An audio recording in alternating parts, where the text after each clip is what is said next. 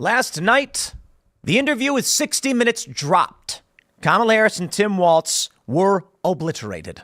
I know. Maybe it's a little biased. I'll try and give Kamala Harris the best steelman that I can, but it was apocalyptic. You may notice that in the thumbnail for this video, those that are listening on the audio side, you didn't see it, but I gave laser eyes to mild-mannered journalist Bill Whitaker. I just had to do it. It was funny because he's asking these very basic questions, which needed to be asked. And Kamala Harris has no good answers. Tim Walz is like, well, I lied because I'm a knucklehead. He didn't say he lied, but he does this a lot. But man, the questions just were absolutely fantastic. And right now, following the CBS interview, the betting markets have shifted massively for Donald Trump.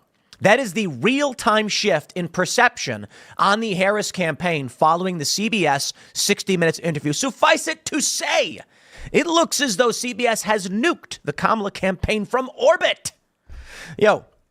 She gets asked, how come you keep flip-flopping? And she's like, diversity. And I'm being hyperbolic, but she's like, we're a diverse people with different ideas, and I travel a lot and learned many things. Tim Walz gets asked, like, why do you keep lying? And he's like, well, I'm a knucklehead. Like, well, what are you saying? You're not answering the question. You're just a liar. And he's like, but Trump's a pathological liar. And then there's a good one. I got all these clips for you, by the way.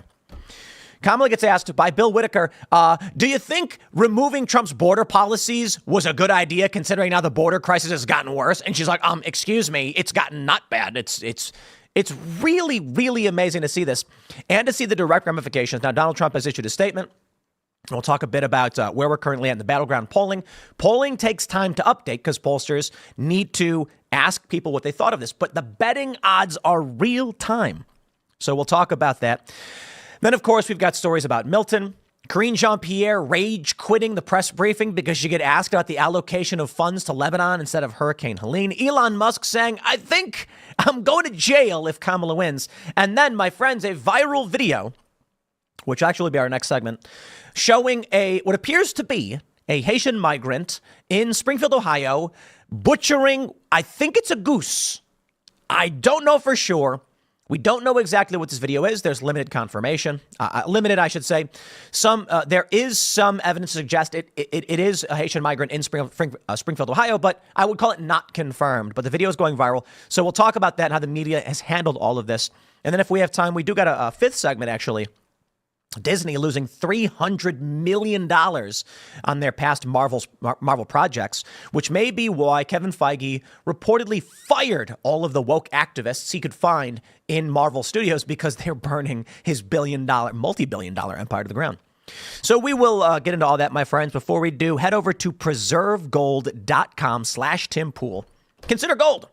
Especially with this major storm coming, it's a wake-up call to a lot of people that you should be prepared to a certain degree. I'm not saying go fight over toilet paper or, stock up on 30 years of beans or anything like that, but it's always smart to consider. Financial experts right now, they're urging Americans to prep. With inflation soaring, a border crisis affecting cities and small towns, and warnings of a recession, my friends, we're living in insane, unpredictable times. And I would like to stress, as I did yesterday, how many historically unprecedented things have happened this year, including natural disasters? Yeah, I'm waiting for the aliens to show up. I hope they like gold. To protect your retirement accounts and 401ks, you should strongly consider physical gold and silver. Right now, Preserve Gold has an exclusive offer for my viewers where you can get up to $15,000 in free gold and silver with a qualified purchase, as well as a free guide. Text TIM to 50505 to learn more, or visit preservegold.com/TimPool. Preserve Gold has hundreds of 5-star reviews, millions of dollars in trusted transactions with happy clients. And shout out to Preserve Gold. Thank you for sponsoring the show. I hope you guys do actually consider some kind of preparation. And I will stress this again. It's the weirdest thing in the world to me that people on the left typically will mock you for preparation. It genuinely is crazy. When COVID was starting, we did promos for safeandreadymeals.com, which is emergency food. We do them rarely, only in true disasters. And I didn't even do one with the hurricane coming because I try not to be crude with it like, haha, hurricane, you better go buy it. But I genuinely think people should prepare in a variety of ways. And I get a wave of these liberal leftist types being, haha, Tim's selling emergency food. And I'm like, There are people right now there's no roads and no foods going into their towns, and FEMA is where? Unable to cross a road closed sign. I got to tell you, man, sometimes it rains. It may be not the apocalypse, whatever.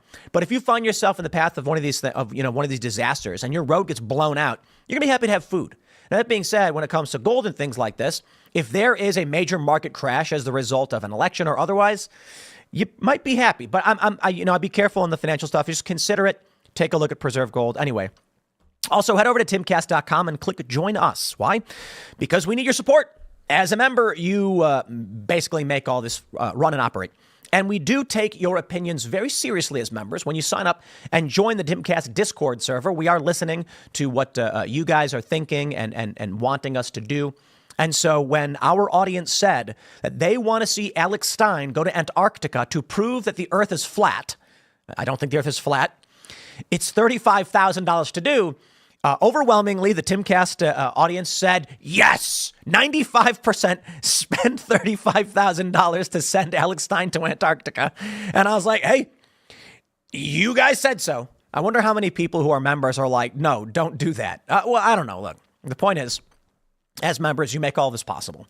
So join us at timcast.com, become a member of our Discord server, hang out, and don't forget to leave us a good review on Apple Podcasts or wherever you listen, because, I don't ask. And I rarely, and now I am, because, I keep being told, like, you really do need these. They bump you up. They can get you featured and stuff like this. So you can share this video right now with all your friends on YouTube. You can smash the like button or leave a 5-star review and say we're great.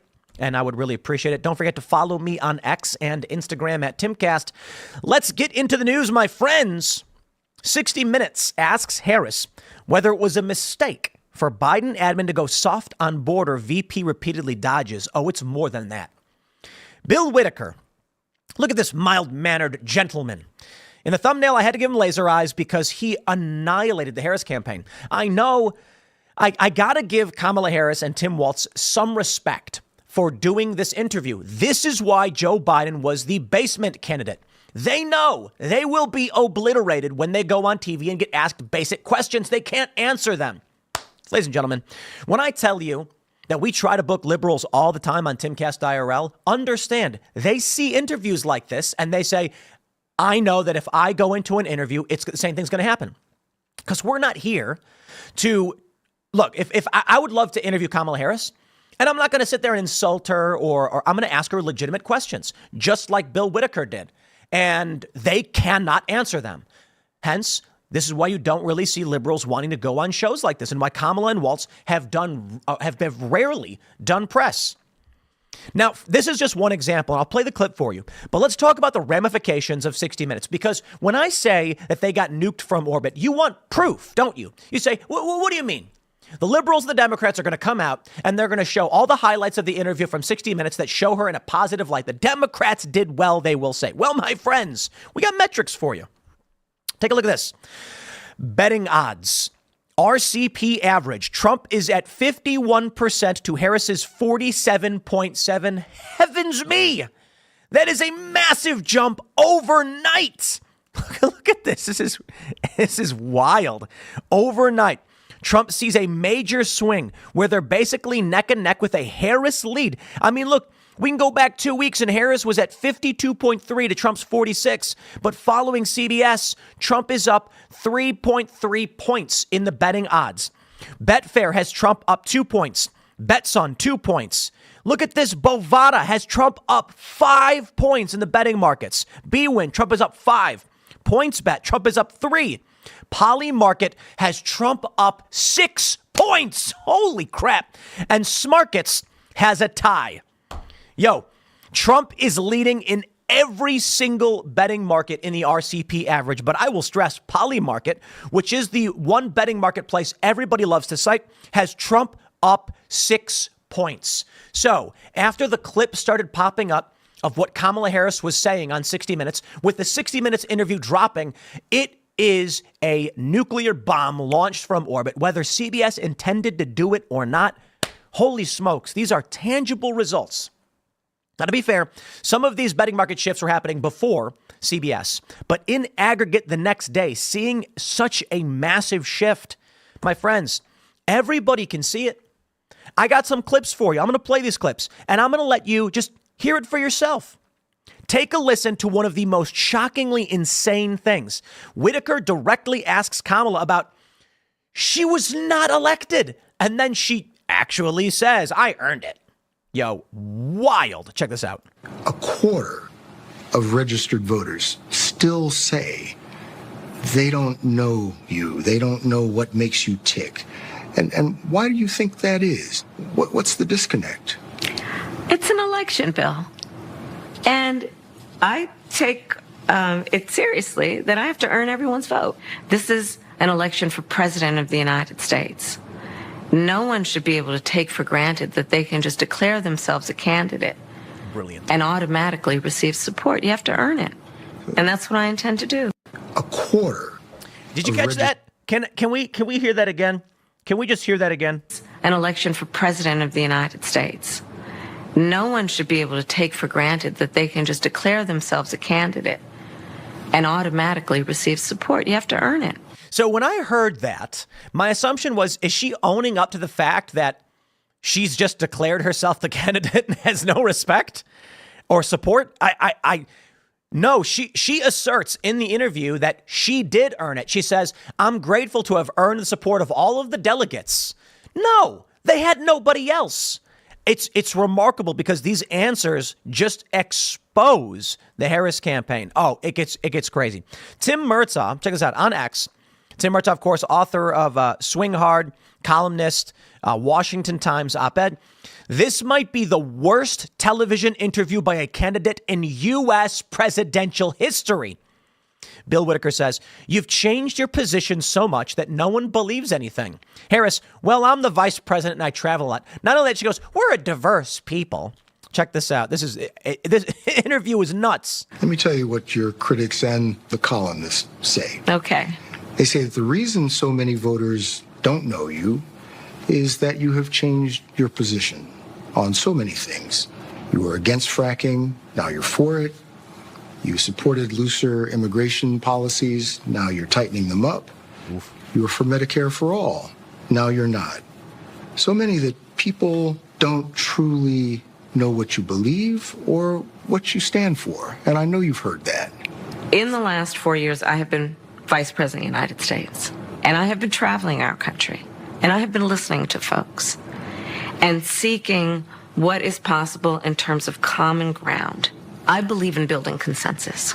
We are a diverse people, geographically, regionally, in terms of where we are in our backgrounds. And what the American people do want is that we have leaders who can build consensus, where we can figure out compromise and understand it's not a bad thing, as long as you don't compromise your values, to find common sense solutions. And that has been... Okay, I'm sorry. That was a half minute of nothing. She didn't say anything. I travel around a lot. We're a diverse people, and I'm looking at what's possible. This says nothing about what your goals are. I tell you this, my friends. You know what she really said? There are a bunch of things that I want and have wanted for a long time, namely banning fracking, banning energy production. She wants woke ideological reforms, right? She wants... She wants transgender surgery for illegal. It sounds so insane. I can't believe it, because when Donald Trump mentions this, I got to pull it up. It's a CNN report, and trans surgery illegal immigrants. CNN reported this. Okay, look. Oh my. Y'all don't take it from me. K-File, September 9th, 2024. Harris told ACLU in 2019 she supports cuts to ICE funding and providing gender transition surgery to detained migrants. To clarify, she said in this questionnaire she wants to give transgender surgeries to these migrants. Now, these are the policies she supported. When Bill Whitaker asks why you've changed your position, and she says, I'm looking at what's attainable through consensus, what she's really saying is, oh boy, do I want these things, but ain't nobody going to vote for it. She's not saying I've changed my position. She's saying this is what I can do now. She's basically saying I want to ban fracking, but I can't. And it's apocalyptic. I can't believe this. Look, man, the other day when Harris puts out that tweet, where she says, we're going to give Lebanon $157 million. This is a big story because Peter Doocy asks Karine Jean-Pierre, White House press secretary, and she storms out. She's like, this misinformation. And she storms out of the room, arguing with him. And he's like, what do you mean? It happened. Why would she tweet that? It's remarkable, unless she was sabotaging her campaign. Now, there's a couple minds about it, 2 minds about it. They're so confident in their procedural electoral strategy, that is ballot harvesting, etc. They don't care if people know exactly what their plans are. Don't matter. They could be the saltiest, sourest candidates in history, because they know they're going to go out and ballot harvest and win anyway. Or, and I'm hoping this is the case, Kamala really doesn't want to be president. And she's like, what can I do to sabotage this? Now, there is a simple answer on the tweet that was brought up by Phil the other day. Perhaps it was just a staffer scheduled tweet from like a week ago before the hurricane hit, and then it popped up, and these things happen. But there's more, my friends. Take a look at this. She gets asked about undoing border policies, and she can't. I don't want to say it's the worst answer in the world, but she struggles with this one. It is brutal. And there wasn't any reason. The reason I say it's not the worst answer in the world is she tries. I've been covering the border for years. And so I know this is not a problem that started with your administration. Correct. But there was an historic flood of undocumented immigrants coming across the border the first 3 years of your administration. As a matter of fact, arrivals quadrupled from the last year of President Trump. Was it a mistake to loosen the immigration policies as much as you did? It's a long-standing problem. And solutions are at hand. And from day one, literally, we have been offering solutions. What I was asking was it a mistake to kind of allow that flood to happen in the first place? I think the policies that we have been proposing are about fixing a problem, not promoting a problem. Proposing? She's not answering the question. She can't answer. She undid Donald Trump's policies like remain in Mexico. If you're coming here, you come to the border, you stay where you are and we'll process. She undoes these things with Joe Biden. And now she's saying we're proposing solutions. What, to problems you caused? Okay. But the numbers did quadruple. And the numbers today, because of what we have done, this is amazing. We have cut the flow of illegal immigration by half. But should you have done that? The flow of fentanyl by half. But we need Congress to be able to act to actually fix the problem. I give her a D+, right? That's my grade for her answer. That's why I say it wasn't the worst in the world. Because she gets close to an answer when she says we need Congress to act, but then she's going to play up that lie again about the border security bill. But there are ways to answer these questions. I just got to go back, though. The reality is when you've caused the problems, it's really difficult to answer in an effective way that's going to benefit your campaign because there's no answer. Listen, again.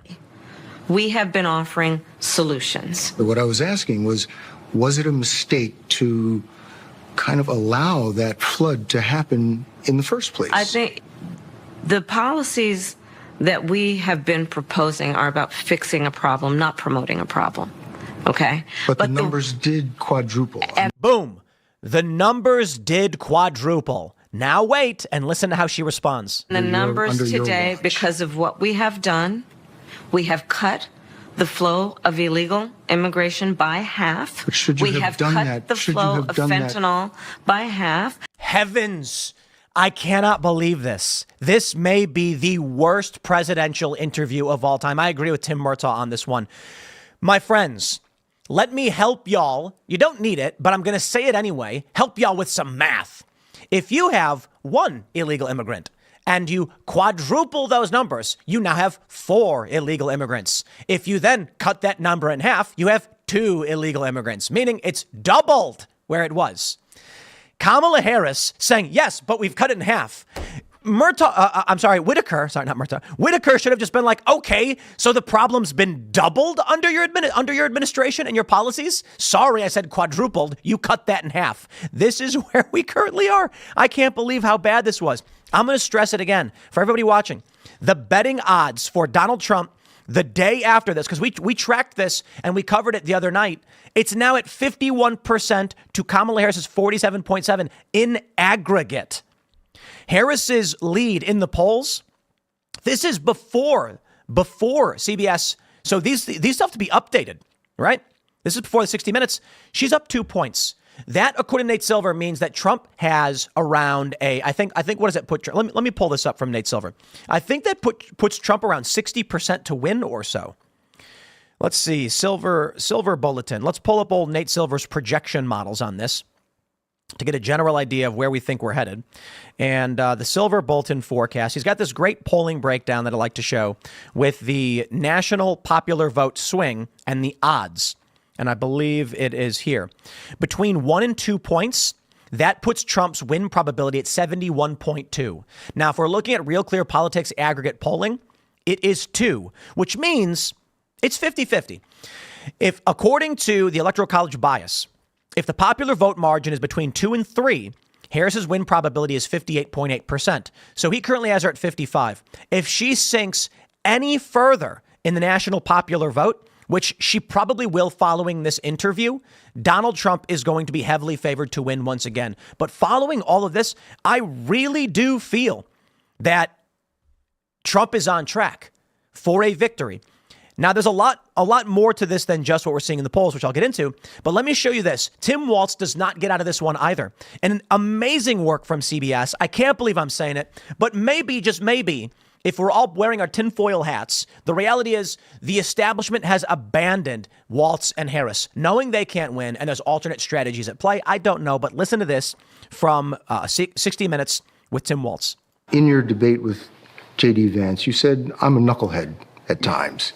And I think you were referring to the time that you said that you were in Hong Kong during the Tiananmen Square unrest when you were not. Yeah. Is that kind of misrepresentation, isn't that more than just being a knucklehead? I think folks know who I am, and I think they know the difference between someone expressing emotion, telling a story, getting a date wrong rather than a pathological liar like Donald Trump. But I think it comes down to the question of whether you can be trusted to tell the truth. Yeah, well, I can. I think I can. I will own up to being a knucklehead at times, but the folks closest to me know that I keep my word. Getting a date wrong. What an incredible attempt. I'm sorry. I look at this like a dude who just threw a hot dog on the ground and then said, it wasn't me. And you're watching him do it. Like, I'm sorry, dude. There's a lie can only work if there's a reasonable doubt. Okay, maybe if I walk in a room and there's a guy standing next to a hot dog on the ground, I might be like, did you do that? And he says, no. I'd be like, well, I wasn't here. Yo, you didn't get a date wrong. You said you were in Hong Kong. Tiananmen Square was going on, and you had to make a decision about whether or not you and these other teachers were going to go in, and you decided to because of democracy or whatever. He wasn't even there. It was months later he showed up. That's not getting a date wrong. That's lying about what was happening. And he got called out for it. It's actually quite amazing. Now, let's ask our good friends over at the corporate press how they're handling this. Harris undergoes a 60 Minutes grilling as Trump sits it out. So they have to frame it like, well, Trump refused to do it. Fine, I guess. I will give Harris and Walz the respect they deserve for doing the interview because it opened them up to this catastrophe. So thank you so much for finally sitting down for a deep interview. And I'm glad that we actually got some journalists who are free to ask questions. My friends, I think the tides there are turning. I really do. I think people are finally waking up to that we cannot maintain the lies from the corporate press. It is just not something that is sustainable for this country. And we've seen it across the board in a variety of manifestations. Disney's losing a lot of money. They lost $1 billion+ on a bunch of their movies. They've lost $300 million on the last Marvel movies. I think it's fair to point out people are finally saying, hey, maybe we should start doing something about this. But I'll explain this to you. I'll explain this, right? And then I got Trump's statement in response, which we'll pull up. What I predicted in the past was that regular people, normies, are going to keep their mouths shut because they don't want to be involved in any of this political stuff, cultural or political. They just want to be told where to stand, how high to jump, whatever they have to do. And that's fine. I don't expect a guy who, is a tradesman of sorts to be reading the news and be involved every single day. But there is a degree that you should be. When the left was dominating the institutions and the lies were egregious and obvious, people were scared. I'll get canceled if I speak up. If I say the truth, they're going to fire me from my job. If I mention that I support Donald Trump, I could lose everything. And so what happens? Well, over time, I said, as soon as we start getting a simple majority, the normies will follow suit. Why? Because they just want to be on the winning side. They want to be where it's safe. They don't want to have to deal with being canceled. This is where we're at. So I don't know how long it's been going on, but for the past week or so, Timcast IRL and this morning show has been featured on YouTube Live. If you go to YouTube Live, you will see the player. Right now, we're featured at number 2, which is, we were number 1 yesterday. Timcast IRL has typically been featured over the past week in the top slot. So when you go to YouTube's default live player, like their live page, there's a player showing Timcast IRL. And I was talking to Dallas Sanye from the Daily Wire, bonfire legend. And I said, how does this happen? And I'm like, I wonder if at YouTube, they're having a meeting talking about promoting live. And someone just goes, Timcast IRL and Tim Pool's morning show tend to do huge numbers. Why don't we promote them? Someone goes, but isn't he a fascist? And then other people just went, no, I watched the show. It's kind of moderate. And they went, okay, the narrative broke. People stop being scared to just say what is true. They're like, no, I watched him all the time. He's kind of they call him a milquetoast fencer. He's kind of middle of the road on this stuff. And they said, okay, so it's pretty safe then, right? Indeed it is. People have started pushing back and saying, we're not scared of your weird cult ideology and your cancel culture anymore. You're not winning this one. With X, with Rumble, probably some of the most important things that we've seen. Because now it's like, fine, go ahead and boot me from your platform. I'll go somewhere else. It's called competition. And now, culturally, I think people are starting to wake up. Donald Trump has chimed in, so we'll read his statement on this one. He says, the interview on 60 Minutes with Comrade Kamala Harris is considered by many of those who reviewed it the worst interview they have ever seen. She literally had no idea what she was talking about. And it was an embarrassment to our country that a major party candidate would be so completely inept. In addition, her incompetence on helping people through the devastation of Hurricane Helene is being reviewed as by far the worst in American history, even worse than Katrina, if that is possible. I can't imagine anybody living in North Carolina, South Carolina, Georgia, Alabama, Florida, or Tennessee voting for her. Pollsters saying that the anti or negative vote in these places, and even places not affected, but with people watching what took place, will be heavily against her. It's good news because November 5th is the most important day in the history of our country. And we cannot bear 4 more years of incompetence. Make America great again. Now, I see these Democrats, and they're ragging on Ron DeSantis because Ron DeSantis refused to take a phone call from Kamala Harris with Milton barreling down. Yo, the stuff we got on Milton, the story I'll pull up for you in a bit. It is approaching what meteorologists are saying is the mathematical limit of a hurricane. Some are even saying that once it reaches max, it should be called a category 6. Now, early reports, they're saying it may weaken to a 3 by the time it hits Florida. But this is serious stuff. Now, these Democrats are saying, how dare Ron DeSantis not take a call from Kamala? Kamala is the vice president, not the president, okay? Ron DeSantis says she wasn't there for us in the first place, and what she's doing now is purely political. Me? I want to be reasonable. Should Ron DeSantis be working with the federal government to make sure they're getting aid when the disaster is barreling down upon us? Indeed. But the vice president calling? Where's Joe Biden calling? Joe Biden calls and says, we want to coordinate FEMA. I say, okay. But unless or until they invoke the 25th Amendment to remove the man, Kamala Harris's phone call to Ron DeSantis is purely political. She knows she is underwater because of what is going on. This is damaging to them because they have not responded well. I think Joe Biden checked out. He says, you don't want me for president. You don't get me for president. He's a lame duck, and he's not actually taking action as needed. I'm not saying they're doing nothing. I'm just saying he's like, you get what you get, and I'm not going to go above and beyond. Kamala Harris knows she has to do something more because she is struggling right now, especially, again, the betting markets show it. That's the sentiment of the people in real time. Not that it's polls or battleground polls or anything like that. So it could be meaningless, but it shows a shift. Kamala Harris knows she needs to be proactive. She needs to go to Trump and say, I'm sorry, not Trump, but DeSantis, the governors and the victims of the hurricanes, they're like, I am doing something. So DeSantis just says, you're the VP. You're only coming here because you know you failed us. I'm not taking your phone call. I respect that. I'm disgusted by the response that we've seen from Hurricane Helene. Look, I hear you, Democrats, when you say, well, Congress allocated a certain amount of funds. How much money was allocated for COVID? How much money is allocated for foreign aid? The complaint stands.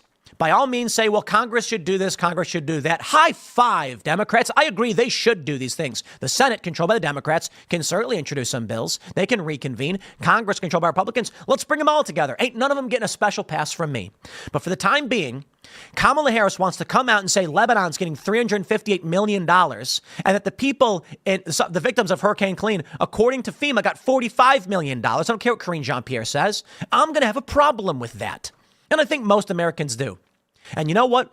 If you've got an issue there, perhaps you could come out right now and issue an executive order and pull federal funds that you're allowed to allot from other areas into Helene rescue. They're not doing it. In fact, they've only caused problems and then claimed that it was misinformation. So they do this interview. They're underwater. They want to play these games. I'm not here for that. OK, I want real solutions. You don't come running at the last minute saying, please make me look good. Because Ron DeSantis took care of his people. Ron DeSantis took care of Florida, did a great job after Helene hit. And now with Milton barreling down, I have great confidence in Ron DeSantis and his administration. I believe FEMA needs to get in. This is going to be a historic storm. But I don't trust that Kamala Harris has those intentions. And I think Ron DeSantis is correct. They are trying to now make it political, that Ron DeSantis is trying to avoid the disaster becoming political. That's the game, isn't it? But we're going to wrap it up there, my friends, for the first segment. We do have more. And I had to go with this one. I had to do it for the second segment because we're going to go into the results of our current polling. Kamala Harris is absolutely underwater, and they're worried. Internal polling is apocalyptic. So we've got this video from Taylor Hanson, allegedly of a Haitian migrant butchering some kind of animal in an open field. Now people are wondering, is it real? Maybe not. I don't know. He may be butchering a chicken. Either way, whatever he's doing is like, it's not culturally acceptable in the United States. Granted, the footage is hard to see. It could be staged. There's a lot to break down in this. But it does appear, based on a Google Map overlay, it does seem to be in Springfield, Ohio. But now they're trying to arrest Donald Trump and J.D. Vance. It's not going to happen. And we're going to bring up the, once again, my friends, they're eating the dogs. They're eating the cats. So smash that like button, subscribe to this YouTube channel, and right now share it everywhere you can, because that really does help. And if you're listening to the audio side over at Apple Podcasts or wherever you get your podcasts, then smash that review button, 5 stars, and leave us a good review and just say, love the show, appreciate it. Explain what you like about it, because it really, really does help. You can follow me, of course, on X and Instagram at Timcast. But for now, we'll grab a couple super chats before moving on to that next segment. We'll give it just a few minutes of super chats before we jump over, because we do have an extra segment today. UP Shut says, do not be afraid of them. Remember the Lord, who is great and awesome, and fight for your brothers, your sons, your daughters, your wives, and your homes. Nehemiah, am I pronouncing that wrong? 4:14. All right. We'll grab some more. Timmy Black says, Tim, why do you think there are so many libs now proclaiming erroneously that Trump is senile after 4 years of claiming Biden was of sound mind? It is a political attack. It's fairly obvious now, isn't it? Donald Trump is old. He is 78. Biden was older. So they had no choice but to be like, no, he's fine. Now that they've got Kamala Harris, who's basically, I think, what is she, 60, 59 years old? Now they're going to play up the old angle, because it's all just manipulations, man. Give us a real argument. Trump's spry. I got to tell you what, I met the guy. All right. Robbie Pratt says, what's your opinion on System of a Down? I'm a huge fan. Chop Suey is an incredible song. And I often stress this. I am not Christian. I do believe in God. And so a deist, I guess. But I strongly recommend everybody listen to that song, because, man, way to get 2 billion people effectively singing scripture. I got to tell you what. I'm a huge fan. I think System of a Down is awesome, again. And apparently their drummer is super based. I think their drummer is a Trump supporter. Serge, the singer, not so much, but they're friends. And he's like cool about all of it. So I love hearing that, because I've been a big System of a Down fan for a long time. So hearing that We may not agree, but they're reasonable people. Anti-war. Sounds good. Unless there's been developments I haven't paid attention to, but I'm a fan. I like System of a Down. We'll grab one more super chat here before talking about they're eating the dogs. They're eating the cats. Holm Bryan says, is it true FEMA is blocking aid for some places in the North Carolina area? The story the other day was that they refused to enter a small town because there was a road closed sign. But there is something really interesting in this, in that Kamala Harris mentions she's giving what's called a SBA disaster loan. That is for the people whose homes were destroyed. You can get a loan from the government that you got to pay back. But Lebanon will get $400 million. I am not okay, man. It is not okay. But let's do this. We'll jump into the next big viral story. In a post from Taylor Hanson, Springfield, Ohio, he writes, a Haitian is caught on video chopping an animal apart with a machete in public. The video is taken by a resident of the Red Couch Apartments. Now, I want to stress right away, this is not confirmed. What I can confirm for you is there is a video showing a man who appears to be a black man butchering something or cutting up something in a field. It does appear to be Springfield, but not, it's just a single grainy video. And I think it's important that we kind of chill and say, is it evidence? Sure. Is it proof? No. But in this story, as the media has often lied, we do have evidence, thanks to the work of Chris Rufo, that somebody's eating cats, because a video from over a year ago. This is a video we've covered, shows what is very obviously cats on a grill in the Dayton area. Now, these migrants are from the Congo that live in the area, not from Haiti. So there is a lot we can break down. But they have tried to have Trump and Vance arrested for bringing these stories up. Trump goes on stage and says, they're eating the dogs, they're eating the cats, and they say, arrest them. First of all, I'm allowed to accuse people of eating dogs and eating cats. Now, if it is an egregious lie without evidence directed at an individual, I think they're going to sue you for defamation. But if you say we've seen a preponderance of evidence suggesting that people may be butchering animals or eating cats, not dogs, I've not seen that, then you're allowed to do it. And ain't nobody going to lock you up for your free speech. But as for this video, this one's interesting. Is it real and what does it mean? Well, let me play the video for you. And then I think there's a strong possibility this is staged. I really do.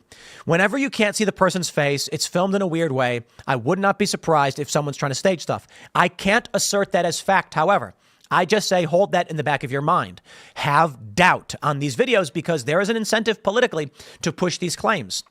As for the Chris Rufo video showing the cats on the grill, well, I got news for y'all. That's from over a year ago, well before any of this was going on. It looks like in this video, someone is butchering a goose and someone secretly filmed it. I don't think you'd need to. I think if you were watching somebody butcher a goose, you can hold your phone up and say, hey, why are you butchering that goose? And then the guy can be like, what's your problem? I think there's a possibility it's staged. I do. But we'll talk about it. So smash the like button, share this video with all your friends, follow me on X, and all that good stuff. Let's play the clip. Okay, there's no audio, I guess. Then I'll just describe it. So here we can see, I don't know that he's even cutting an animal. I don't know that he's doing anything untoward. I can't tell what it is. Maybe it's a chicken. And so let me put it this way. This may be a video of a man in his backyard butchering a chicken. That's not shocking nor extreme to the sentiments of the average person. It is not graphic in any way. People cut chicken all the time. If I made a video where I was like, here's a chicken leg and we're going to cut it, people would be like, I like chicken legs. If it's a goose, same thing. I can make a video where I'm like, I've got goose here. We're going to be serving up goose, whatever, I don't know. No one's going to care. So the issue, I suppose, is it looks like he's cutting up some kind of animal in his backyard. Okay. Here's what I got to say. That's all that seems to be. And I don't know what he's doing. He's got a machete. I don't know who this guy is, or we don't know who he is. We have very limited confirmation on this, my friends. It does look like he may be cutting an animal, I guess. I really don't know. It does look like it may be a goose or a chicken. But I'm going to pause right now and just say, yeah, so what? Honestly, super chat or comment or let me know what you think, but explain to me why this is such a massive viral. It's got 2 million views, 12,000 retweets, with Taylor Hanson saying, caught on video chopping an animal apart with a machete in public. Guys, what animal is this guy Haitian? Where is this? A lot of stuff we don't know. And I will stress to you, where I live out in West Virginia, you can hop in your car and basically cross the street and go to any one of these houses and watch someone butchering chickens. Where do you think they do it? So they have these, I don't know what they're called, but it's like a funnel. You take the chicken by the feet, you slide him in, and they chop the chicken's head off. And the blood comes out, and they disembowel him. Then they throw it in that machine. It's got a bunch of little rubber noodles, and it sprays the chicken with steam, and it defeathers them. What is the issue here? There is. I'm not saying there's not. The issue I can see is that if this guy's in an urban residential area butchering a chicken, kind of smelly and not appropriate. But that's really it. We don't know what the animal is, so what more can we say? It does seem, however, to be another bit of evidence that the people who are in these areas are doing things that are not culturally or socially acceptable. Like, if you went to the suburbs anywhere and butchered a chicken in the middle of a field in front of a bunch of homes, people are going to get mad about it. Okay, I'm only saying that we do butcher chickens outside in rural areas. So I guess my point is there's a big difference between killing dogs and cats and eating them on a grill and butchering a chicken, although both are socially unacceptable, one substantially more. Now, this Twitter user, formerly do not follow, says, I would love nothing more than to repost your video and get people riled up. Before I can do that, please tell us how you know this is 1, a Haitian, 2, in Springfield, Ohio, and 3, what kind of animal is he chopping up? Thanks. Yeah, I mean, if it's a bird. Now, this user, Griffin, says, I can at least verify this is the Red Coach Apartments in Springfield, Ohio. Notice the brick home lines up perfectly. And I agree with this, actually. It very much does look. You can see here the trees and the fence where it looks like just outside these apartments, somebody was kneeling by this fence and was butchering an animal. And then across the street, which you can see, there's the street, there's the tree, there's the fence, there's the red roof. It looks like it's going through, this is being filmed through the window, it looks like. So this looks legit. Now, here's the house. It looks like someone on the first floor through their window, through their blinds, was filming this man butchering an animal. So let's consider a few things. Is it staged? It may be. By who, for what reason? Whoever did seems to be filming through the blinds with a screen. You can see the window screen right here. A guy was outside by this tree butchering. Who has access to those homes and lives there that is going to be filming someone butchering a chicken? Or any animal for that matter? It appears to be, I would lean towards it's real. What animal is it? We still don't know. Is it a Haitian migrant? We actually don't know. It is but a piece of evidence. But on to the bigger component here, which I will make sure we share for you. This video posted by Chris Rufo from a year ago. I'm sorry, he posted it recently, but the video was taken over a year ago in Dayton, was someone saying, I mean, look at this. Yo, what is this they got on the grill? Is that, did they kill some cats? Man, listen, man. There go a cat right there. His ass better get missing, man. Look like his homies on the grill, man. I love this video. He better get missing. His homies on the grill. Man, what the fuck? Yes. So there's the clip posted by Chris Rufo. There is evidence suggesting animals are being butchered. There's been witness testimony. It's been happening. We have the video of cats on a grill in Dayton. There are people who have immigrated to this country, legally and illegally, who have not assimilated and are doing things that are outside our cultural norms and values. So when we are upset about that and say maybe that shouldn't be allowed, perhaps then someone should take it seriously. But I've got something for you. Where is the, here we go. From the Austin American-Statesman. Is it legal to eat dogs in the U.S.? No. Trump made that a law when he signed the 2018 Farm Bill. Hold on there a minute. Really? Now what is this? From September 11th, 2024. Is it legal to eat dogs in the U.S.? No. Trump made it illegal. That's the angle they're going for. They're eating the dogs. They're eating the cats. Yeah, well, it's only illegal because you made it that way. Some people like eating dogs. Wow, man. I like our cultural values and traditions. And so when people are eating dogs and cats, I tend to have an issue with that because that is just not how we do things here. And you can make all the arguments in the world for traditions make no sense. And why do we? Well, no, look, man, they're there. We live a certain way. We respect each other. If I have a cat's my pet, I want to let it go run around outside and do cat stuff. Okay. And then I don't want someone taking my cat and eating it. And I don't want someone taking my dog and eating it either. Those are not food animals for us here. Those are pets, companions. And for dogs, they're workers in some instance, especially if they're like a border collie and he's working with your sheep. They're off limits to eat because, well, we have them around for a reason. Cats, not so much utility. It is a common misconception that cats were domesticated for hunting vermin. It is not true. Cats are just an invasive species that we tolerate because they're silly and funny and we like them.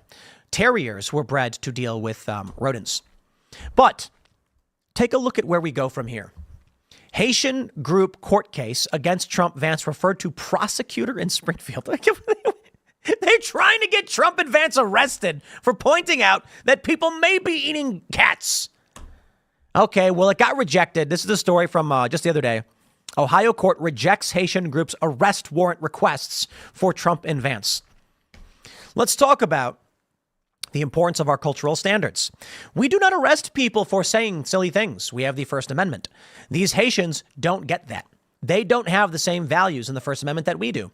So they outright just say Trump and Vance should be arrested because it's not true. From Straight Arrow News. A panel of judges in Ohio rejected a Haitian group's request to issue arrest warrants against former President Trump and Vance. The Haitian Bridge Alliance asked the Clark County Court to charge Trump and Vance on several counts, including disrupting public services and making false alarms. Jeez. The lawsuit came following the claims the Republican politicians made about Haitian migrants in Springfield eating their pets. Dozens of bomb threats were reported, and the news there was that those bomb threats came from out of the country. On Saturday, October 5th, the court announced it found no probable cause to issue the warrants for or misdemeanor charges against Trump and Vance. Instead, the case will go to the city prosecutor's office. The prosecuting attorney will review whether felony charges should be issued. We take any actions that disrupt the public services or spread misinformation seriously and remain committed to maintaining public order. You dare entertain felony charges over speech, misinformation, they call it. Wild, dude. I'm sorry, look, it's over the top. And sometimes I don't like saying it because it just seems so partisan. But man, if Trump does not win this one, y'all are going to get locked up for hate speech, for thought crimes. It's exactly what we think. They are contemplating felony charges right now for Trump and Vance for quote unquote misinformation. And I've already shown you evidence, not proof positive, but evidence there are migrants butchering or eating animals. Now, how you get to proof, that's something that's difficult. In the court of law, we tend not to prove things. We provide evidence beyond a reasonable doubt, meaning we get things wrong, but we don't doubt it. Have we reached that threshold? That's for you to decide, or a jury. But the idea that Trump and Vance could be charged with felonies over speaking about things they saw in the news is ludicrous. That's the world they're trying to build. They're going to say 15,000 Haitian migrants arrived in Springfield. Over the past several years, they've been granted temporary protected status to be in the country legally. Critics said the migrants have been unlawfully protected from deportation. Indeed, they use the CBP One app, fill out an application, they get temporary protected status, can come here, and Trump and Vance are critical of this. CNN, our good friends, you knew they'd have to chime in. Jake Tapper compares Trump's hurricane lies to Vance's Haitian conspiracies, taking away from the real problem. The CNN host wasn't the only one fact-checking the presidential hopeful, so was Laura Ingraham on Fox News. Hurricane lies to Haitian conspiracies. Okay. It's not a conspiracy to say that they're eating animals. There is a preponderance of evidence. That's how I'd put it. I don't know what they're doing, but people in the town have been, look, how many videos now of locals being like, oh, yeah, we see him taking the cats. There's a video of cats on a grill. Granted, Chris Rufo says those are migrants from the Congo, different place. But at a certain point, you have to say it is reasonable to conclude this is happening. We don't know for sure, but it's reasonable, right? So Jake Tapper says it's a conspiracy. Jake Tapper on Monday blasted Trump for baseless allegations that FEMA has been giving money to illegals instead of victims of Hurricane Helene, except they have been. The question is, where are the money? What are the money pools? This is it. I know why, and you know why people are upset. And they're nitpicking bureaucratic procedure to then claim it's not true. It's despicable, but let me show you what he says, and I'll debunk it for you. Quote, Sounds a lot like what we heard from officials in Springfield, Ohio, after Trump and Vance falsely claimed the Haitian migrants were eating their neighbors' cats and dogs. Now, I believe Trump may be wrong about dogs, but we have heard people make claims like this. It's actually more so cats. And the claims are more so that animals in general are being butchered in suburban areas. Well, speaking of Wisconsin and Pennsylvania, according to Tapper, the GOP candidate falsely suggested there is a meager assistance for Americans who lost everything but their lives from Hurricane Helene, that they were not being offered much by the federal government. The lead host then played a clip from one of the rallies in which Trump said they send hundreds of billions of dollars to foreign nations. And to what they're giving people here, $750. They're offering them $750 to people whose homes have been washed away. Tapper, let me play this for you. In our 2024 lead at two campaign rallies over the weekend in the battleground states of Wisconsin and Pennsylvania, former President Donald Trump falsely suggested that there is meager assistance for the Americans who lost everything but their lives from her. Full stop. Fact check. What is meager? Meager is an opinion statement. You can't fact check an opinion. Assistance was provided. Trump agrees. Assistance was provided. Trump says it's meager. They say fact check false. Define meager. It's an opinion. I can't stand these people. Hurricane Helene, that they were not being offered much by the federal government. They send hundreds of billions of dollars to foreign nations. And you know what they're giving our people? $750. Yep. They're offering them $750 to people whose homes have been washed away. That would be shocking if it were true that that's all that the federal government was offering these disaster victims. But it's not. On a page called Hurricane Helene Rumor Response, FEMA called the claim false, describing that as just one form of assistance to help people cover essential items like food and water and other emergency supplies in the short term. So it is literally true. This is what I can't stand about the fake news. Trump's complaints are legitimate. $750 is the disaster relief you can apply for. There are other means of assistance. Trump isn't bringing that up.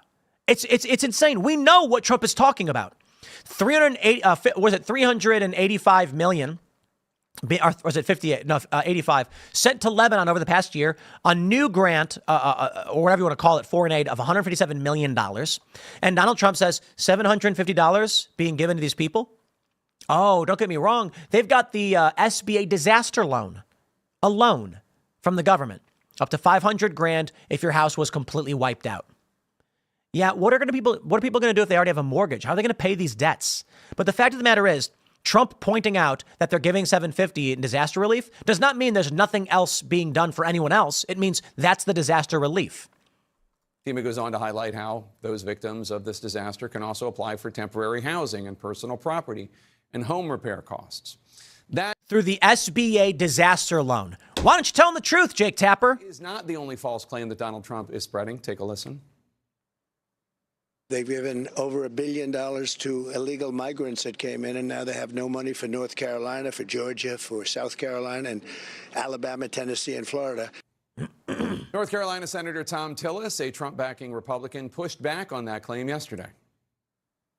We could have a discussion about the failure of this administration's border policies and the billions of dollars it's costing, but right now, not yet is it affecting the flow of resources to Western North Carolina.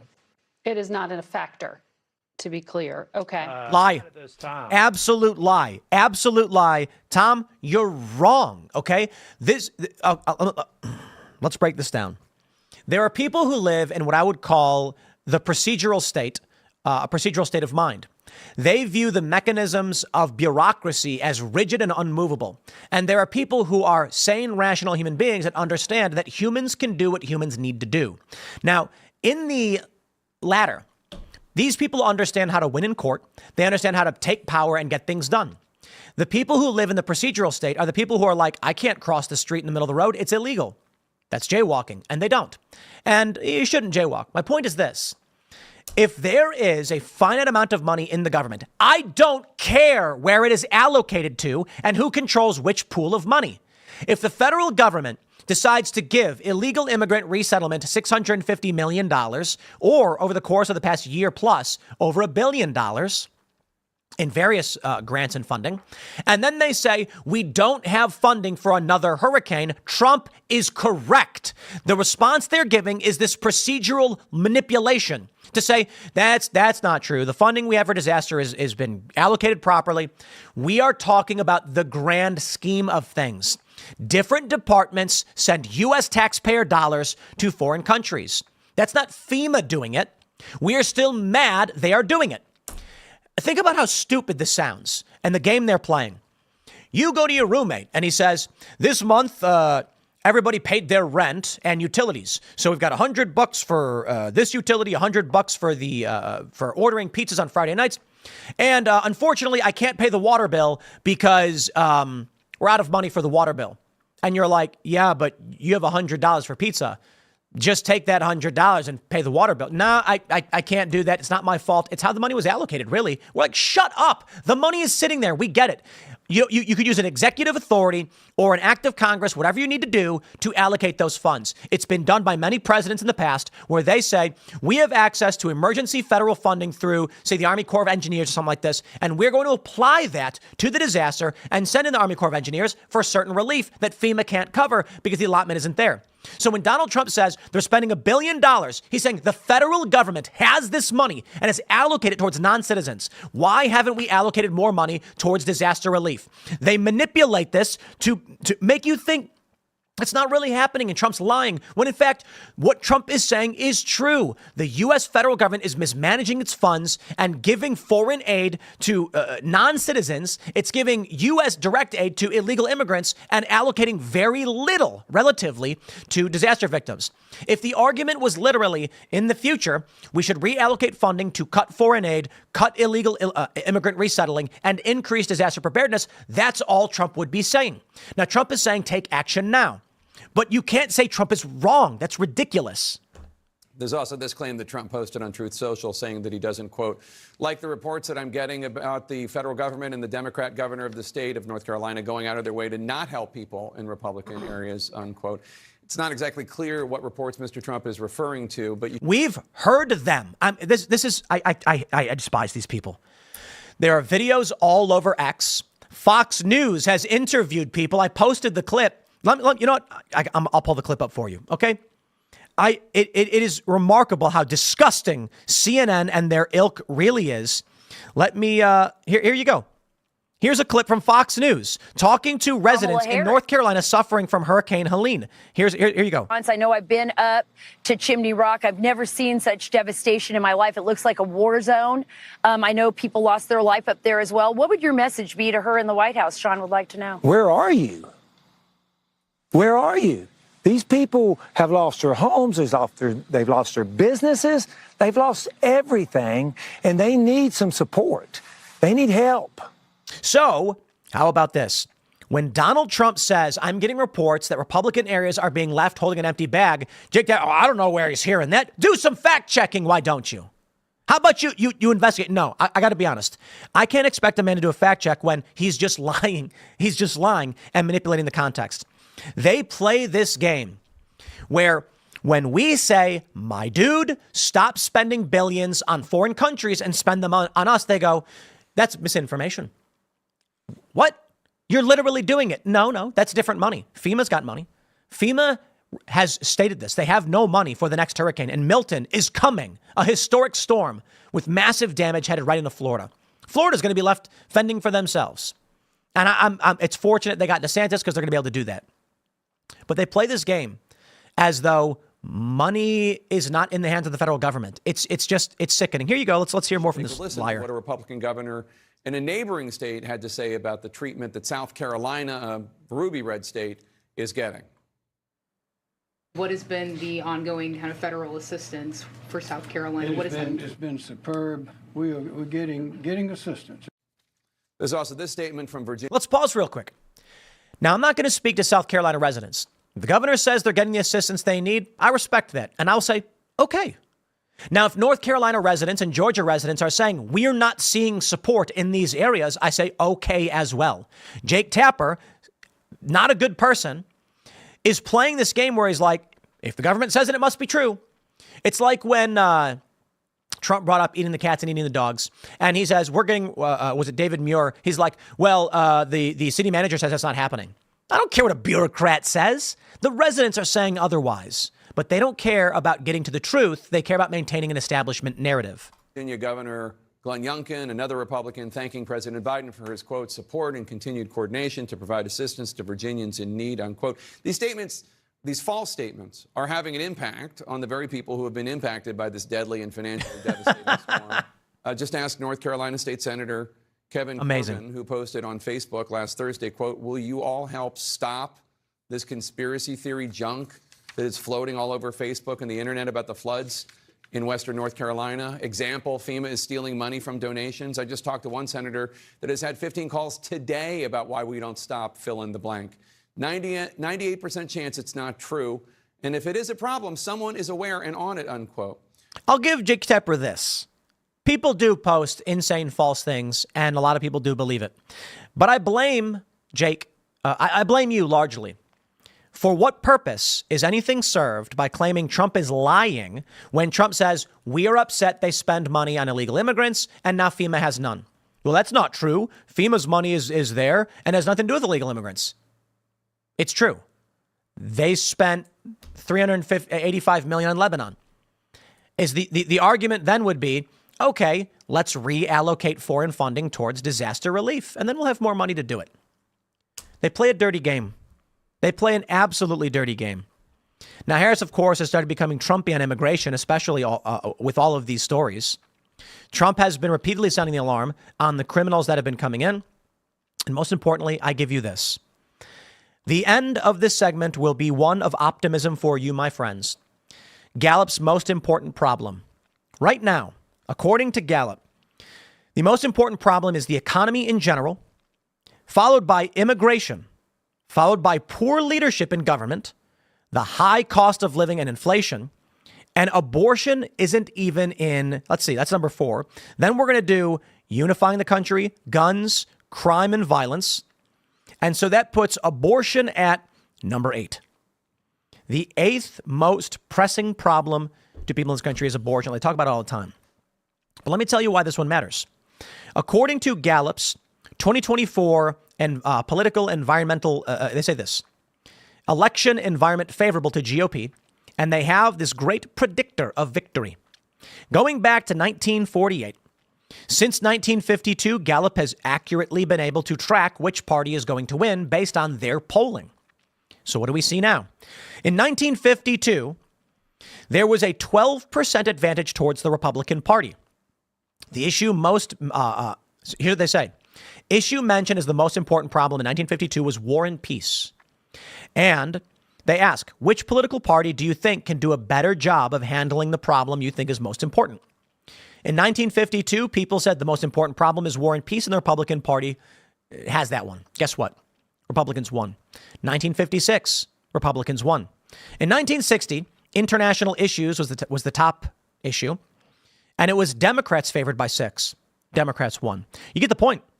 Across the board, every single time, there has been a major issue. The party that has been asked who can deal with it wins. And right now, according to Gallup, Republicans have a 5% advantage on economy and immigration. That's very interesting. It's leaning in favor of the Republican Party by 5 points, suggesting we are going to be looking at a Republican victory come the next 30 days. There's no guarantees, my friends. Y'all better get out and vote and do what you got to do. But if you're happy with the way things are going, then you can do nothing. If you think we face serious crises, then I encourage you to get active, register your friends and family. If you're in Pennsylvania, by the way, this is the Keystone State. No joke, quite literally. If Kamala loses Pennsylvania, she loses. If Trump can't win Pennsylvania, it's going to be very, very difficult for him to win. So the people of Pennsylvania, you guys are the heavy lift right now. Best of luck. Smash that like button. Subscribe to this channel. Share the show with everyone you know. It's the best morning show. Everyone agrees. At least that's what I've been told. You can follow me on X and Instagram at Timcast. And stick around. The next segment will be coming up at 4 p.m. on this channel. But for those watching live, we will prepare the next segment. And we will jump to your Super Chats. So very quickly, we'll grab a couple of your Super Chats before we jump into the next clip. Elon Musk suggests he'll be thrown in prison if Harris beats Trump. If he loses, I'm effed. This one's funny. In an interview with Tucker Carlson, it was very interesting. But Hillary Clinton chiming in with, if we allow free speech on social media, we lose all control. Hence, Elon's in trouble. Elon's in trouble. We'll grab some super chats here. Let's go. Mitchell Moses says, do you mind talking about the issue 1 in Ohio, since we're being focused on, what is that? The proposal. Oh, okay. I see issue number 1. The proposal is to reduce gerrymandering through an unelected board that can make their own salary. You can't speak out against them and more. Nah, gerrymandering is mostly a lie. What I mean by that is you hear from activists all the time saying like gerrymandering is how they cheat and look at this. It makes no sense. What they'll do is there are issues with gerrymandering, but it's a part of the process.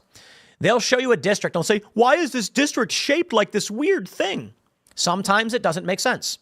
Sometimes it makes a lot of sense.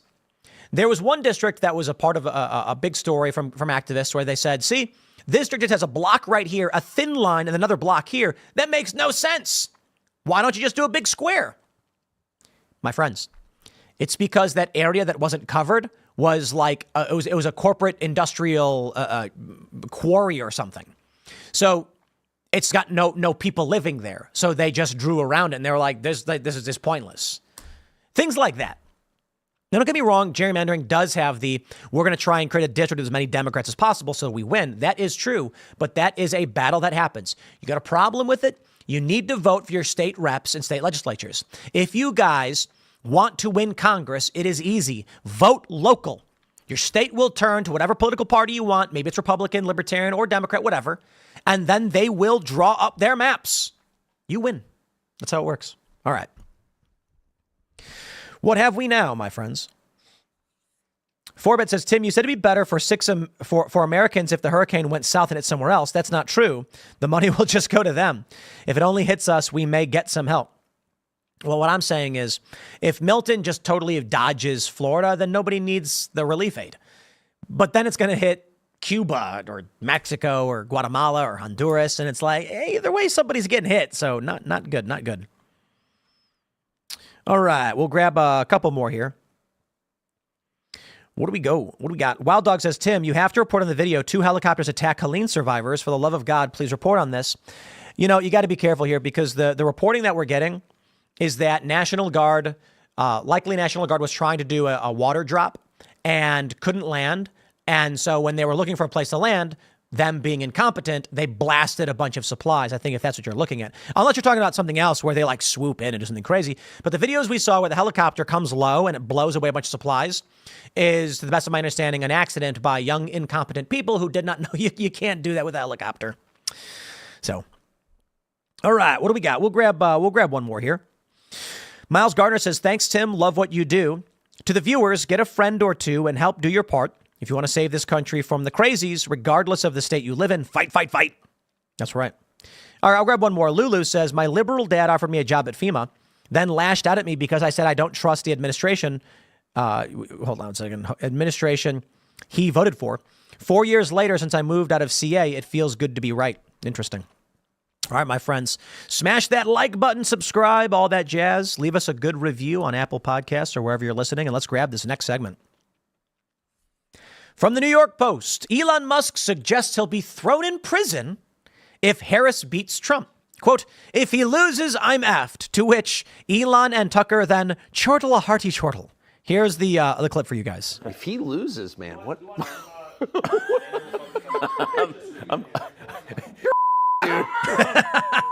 If he loses, I'm It does seem that way. You can't just be like, yeah, I'm like, how long do you think my prison sentence is going to be? Will I see my children? I don't know. Wow. Because it's not like you can say, well, yeah, I maxed out to him, but, I get... I have no plausible deniability. No, and I've been trashing Kamala nonstop. Yes, indeed. Billionaire Tesla boss and an ex-boss, Elon Musk, suggested Monday he will end up behind bars if Harris beats Trump. How long do you think my prison sentence is going to be? Will I see my children? I don't know. Musk endorsed Trump in the wake of the July 13th assassination attempt against the former president and appeared alongside the GOP nominee Saturday at the Butler rally. It was amazing, by the way. I was there. The 53-year-old also reportedly poured millions into a super PAC backing Trump's candidacy while hammering Harris on X, the platform Musk purchased for $44 billion in 2020. Quote, I have no plausible deniability, Musk said of his vehement backing of the 45th president. I've been trashing Kamala nonstop, the machine that the Kamala puppet represents. When asked by Carlson what his life has been like since wading to the world of presidential politics, he says, it's pretty fun. However, he says he turned serious when he explained why he was going all in for Trump. My view is that if Trump doesn't win this election, it's the last election we are going to have. He was explaining his fears of millions of migrants the Biden-Harris administration have been importing will eventually be granted citizenship and tip future votes permanently. My prediction is if there's another 4 years of a Democratic administration, they will legalize so many illegals. The next election, there will be no swing states. Oh, yeah. And they're going to start flooding Florida and other places with many of these individuals, giving them federal money and otherwise. To back his stance, Musk cited the 1986 Immigration Reform and Control Act, which granted amnesty to millions of migrants in the country illegally. Thereafter, California turned very strongly Dem. He is 100% correct. For those that aren't familiar with that story, what happened was, over a long period of time, you had illegal immigrants coming into California. Now, there was a backlash against this, but they had children, and those children became citizens. So in 1986, they said, we're going to offer up this Immigration Reform Act, and we're going to basically grant amnesty. It all changed later into the 90s when there were proposals to cut public funding from illegal immigrants. But the children who were citizens revolted and said, no way, we will never vote for you again. And they all went Democrat. They said, we want our illegal immigrant parents to be able to get these benefits from public funds. And that was it. Look where California is now. They just made requiring an ID to vote illegal. It's backwards. It's evil. The state is lost. It is no longer an American state. It is something else. It is a machine state. It's a machine state. The Golden State voted Republican in every election between 68 and 88 and has backed none since. You just need new citizens for there not to be swing states, he said. Excuse me. I think we want to remain a democracy, and we don't want to become a one-party state. The people who are saying Trump is a threat to democracy are themselves a threat to democracy. One-party rule is not democracy. Well, I can show you. Hillary Clinton warns that allowing free speech on social media means we lose control. And many questions were asked about this. What does it mean? We. Who is we? Former Secretary of State Hillary Clinton said Saturday that social media companies must moderate content on their platforms or else we lose total control. Really. Clinton told CNN host Michael Smerconish that while there have been some steps taken at the state level to regulate social media, she wants to see more done by the federal government to moderate content. Quote, we can look at the state of California, the state of New York. I think some other states have also taken action. But we need action, national action. And sadly, our Congress has been dysfunctional when it comes to addressing these threats to our children. Clinton said she believes the issue should be at the top of every legislative political agenda and called for the repealing of Section 230 of the Communications Act, which protects online platforms from being held liable for third-party content, such as user content on social media. This immunity applies to the content itself and the removal of content in certain circumstances. Hence, my friends, why I have not been in favor of the repealing of Section 230, but for reformation. A lot of people on the right have been saying to repeal Section 230, but that would give the deep state establishment, whatever, full control. Quote, we should be, in my view, repealing something called Section 230, which gave, platforms on the internet immunity because they were thought to be just pass-throughs, that they shouldn't be judged for the content that is posted. But we now know that that was an overly simple view, that if the platforms, whether it's Facebook, Twitter, X, or Instagram, or TikTok, or whatever they are, if they don't moderate or monitor their content, we lose total control. And it's not just the social and psychological effects, it's real life. Here's the world they want to make. And this is why repealing Section 230 is not the right move. Reforming it is. Applying it properly is. They want Twitter, YouTube. They want YouTube. YouTube's a good example. YouTube will come out and say, okay, without Section 230, we cannot allow anyone to post content that is not vetted and approved by us. Instantly, everyone is deleted. In order to make a channel on YouTube, you must be vetted and approved, and your content must be monitored. You'll basically become, I don't know, a broadcast employee. The end result is that YouTube may have around 2,000 different channels. That's it. It'll effectively be some kind of cable TV network. Your average user, you will never be able to build up a profile. You will never be able to crack that machine state narrative. The moment you come speaking out against the state, they're going to say, no, we don't approve this. We don't want the liability. We're going to get sued. You can't say that. And then YouTube becomes what television was 30 years ago. A top-down broadcaster, which it almost is, basically. That's the world Hillary Clinton wants. Elon Musk is a threat to this. Hence, I think it's reasonable to conclude that he may go to prison. Now, I don't know for sure, but, we'll see. Quote, she goes on to say that it's not just the social and psychological effects, it's real life.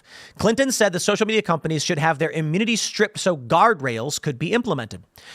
She said that cell phones should be restricted in schools. I agree with that. An effort that has been approved by several states in the U.S., including Florida and California. Individual school districts in various states across the country have also adopted policies banning or limiting cell phone use during school hours. Take phones out of our schools. I'm so happy to see schools beginning to do that, where the kids turn their phone in when they walk in the door. I agree with that in a certain context. I think schools are bad for the most part, and we need education reform anyway. And guess what? Kids are paying better attention in class. They are talking to each other in the lunchroom. Things that used to be part of your daily life when you were a child in school. It is very, very good. Last month, Clinton suggested during an appearance on MSNBC that Americans accused of interfering in U.S. elections by spreading propaganda, promoting former President Trump, should be civilly or even criminally charged. She cited the 2016 election in which she lost to Trump. Well, I got to tell you, the world that they want to build is not going to be a fun one for you or I. Especially not for someone like Elon Musk, who buys X. Let's talk about the purchase of X and why Hillary Clinton is upset about it. Elon Musk put a bid in on Twitter before it was X. Vijaya Gadde cried. She was the head of legal. Jack Dorsey was out. He's like, I'm not involved in this. And apparently he was with Elon on this. Twitter had become a vassal of the deep state. I wonder if Jack Dorsey, who was the leader of the free speech wing of the free speech party, that's what he called Twitter. I wonder if the federal government came in, national security in letter, and said, we are going to have a backdoor on your platform. We are going to spy on users. We are going to use this tool to manipulate the public, and there's nothing you can do about it. We will destroy you. We will lock you up. You will be a traitor. Because that's what they do. And Jack Dorsey just said, what can I do? Agreed. Vijaya Gadde was that vassal. The vessel, basically, both. And she reportedly cried when Elon was taking over. They tried to stop it, and they failed. Elon took over and has restored the speech of many individuals, namely Alex Jones. Now, they're trying to sue to take Alex Jones' account away from him. Guess what? You can't, because Elon Musk owns it. You don't own your Twitter profile. That profile and everything is owned by Elon and the X Corporation. That means you can never silence anybody. Alex Jones will be able to speak. And they don't want that. This lawsuit against Jones to destroy and take everything from him, they're actually trying to file the claim they get his Twitter profile. Can't do it. Elon will come out and say, absolutely not. It will be Alex Jones's forever and only Alex Jones's because it's mine and it's his name. But this is the end result. They want to make sure they eliminate public press, take down people who are speaking out against the machine state because they want to steal power. That's the nature of what we're dealing with. So I certainly think it's reasonable for Elon to fear going to jail. I'll wrap it up there, my friends. Smash that like button, subscribe to this channel. We got a couple more segments coming up for you. This one is so fun. Karine Jean-Pierre storms out of briefing room after accusing reporter of spreading misinformation about Hurricane Helene response. Yo, this exchange is nuts. She snaps and she storms out of the room. We're going to read that next, so make sure you watch at 6 p.m. For those that are watching the segment, smash the like button and share the video if you really do like it. For everybody else watching live, we'll grab your super chats now. We will grab a couple of your super chats. Today, I'm drinking this delicious Saratoga natural spring water in a glass bottle. No plastics over here. We try to get glass bottled water as much as we can because we don't want the phthalates and the PCBs leaching into our drinking water. Shout out to RFK Jr. and Make America Healthy Again.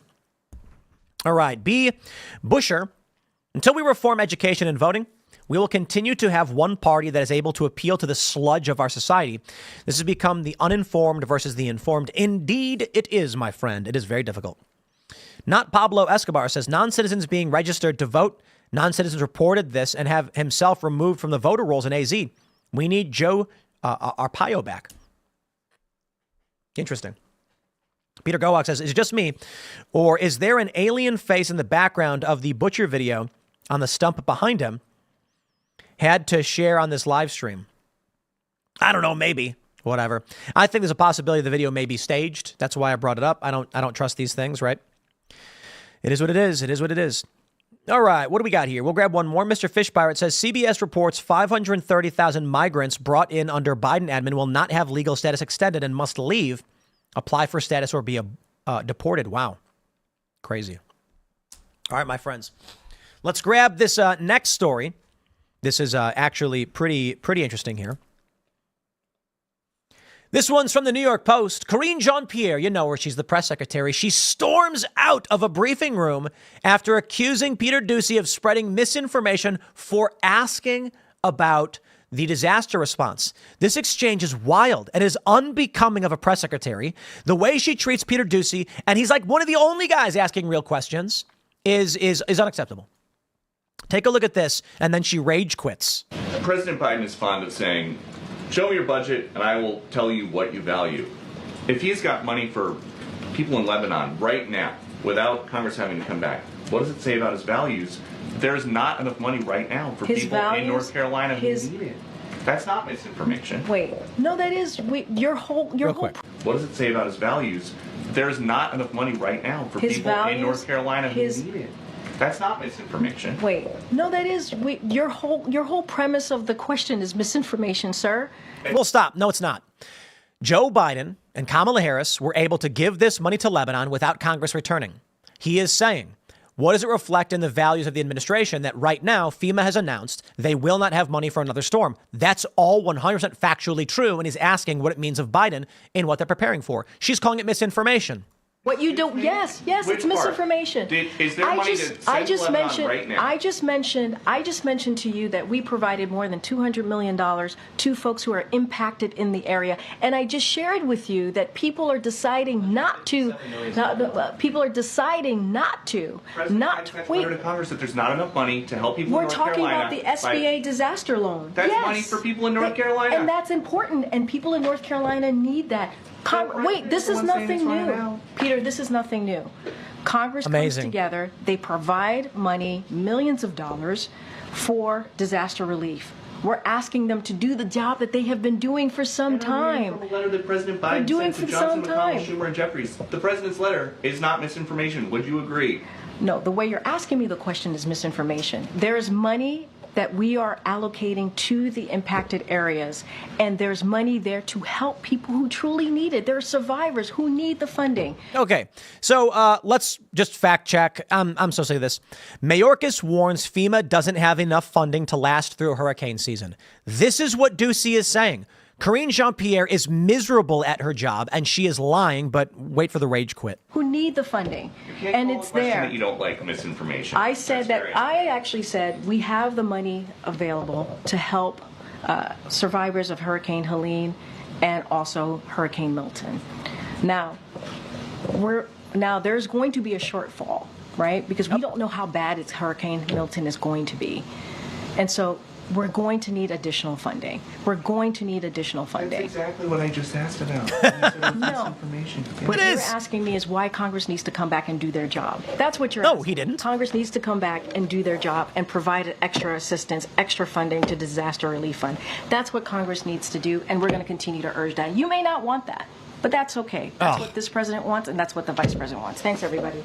And then she storms out. No follow-up. And it was despicable when she said, maybe that's what you want. Can we just, wow. I mean, she is miserable here.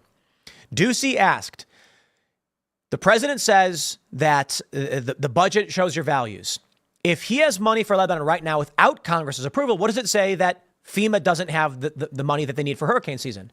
And she went off. It was very Tim Waltz-esque. Pat her for several minutes and then just shut down. It's sad, really. But she mentions the SBA disaster loan. That's right. The SBA disaster loan from USA.gov. If your business or home suffered damage and is in a presidentially declared disaster area, you may qualify for financial help. Find out how to apply for a small business disaster loan. It can pay for repair or replacement of physical damage, expenses that your business or homeowner insurance policies don't cover, and personal expenses. And there's many different kinds of loans that you have to pay back. Meanwhile, the money we sent to Lebanon, you'd think those people are paying it back? Maybe the government might. But we're going to give hundreds of millions of dollars and billions in foreign aid to all the countries all around the world, and we got loans for you. Americans, you know why you got to pay that loan back? Because Ukraine's not going to go without. Come on. How dare you, Helene victims, think that you deserve a grant of money from the American taxpayer pool when the people of Lebanon are suffering? So here's what good old Uncle Sam's going to do for you. We're going to give you a loan to repair your house. And we need you to pay that back because the Lebanese citizens need that money. And they don't got to pay anything back. Remarkable, isn't it? I don't accept this. If the anger is there over the fact that we're not giving enough money to the victims, fine. But to make the argument that loans are the money they need when you're giving money away to foreign countries, absolutely despicable.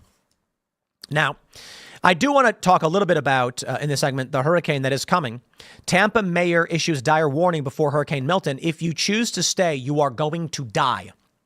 The reason why this is important is Mayorkas is telling us they don't have funding for all of a hurricane season. And this is, take a look at this. Milton reaching max limits leads to calls for a new Category 6 designation for hurricanes. I mean, I'm looking at these meteorologists on X, and they're like, this is the mathematical limit. The hurricane's eye is 3.8 miles across with gusts of over 200 miles an hour. Like, it couldn't get crazier. This is the max hurricane. And FEMA is not prepared for this. This is what Ducey is asking about.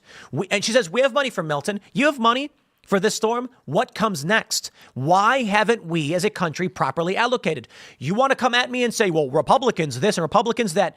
Fine. I don't care. I don't care if it's Republicans or Democrats. Why haven't we properly allocated funds? But Lebanon, Ukraine, they're getting all of this money. Tell me this. Right. It shows the values of a nation. They don't care about their own people. They use them as cogs in a machine to pump out economic values that they can use for their war and hegemonic power. Check this out from the New York Post. Hurricane Milton is threatening to reach the known maximum limits with wind gusts already topping 200 miles an hour. Let me play this clip for you from Fox Weather. Storm surge warning, let's break that down. You've got that on the west coast of Florida. You also have storm surge watch from Charleston down through Savannah into portions just into central Florida on the Atlantic side.